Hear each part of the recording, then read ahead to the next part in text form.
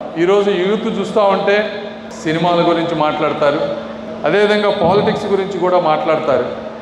ఈ మూడిట్లో పాలిటిక్స్ కొద్ది గొప్ప బెటర్. సినిమా అనేది ఎప్పుడో ఒకసారి ఆనందంగా ఉండాలి తప్పించి దాంట్లో బతకూడదు.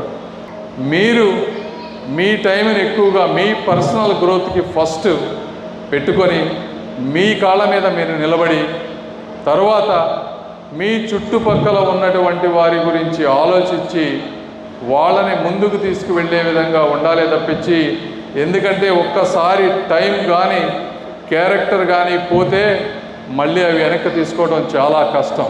మీకున్న సమయం 3-4 సినిమాలు చూసే బదులు 6-2 గంటలు ఒక గొప్ప వ్యక్తి ఇంటర్వ్యూ చూస్తేనో లేకపోతే ఒక గొప్ప వ్యక్తి రాసిన పుస్తకం చదివితేనో మీకు జ్ఞానం పెరుగుతుంది తప్పించి దొరికింది కదా అని టైం వేస్ట్ చేస్తే మరి చాలా ఇబ్బంది పడేటువంటి పరిస్థితి.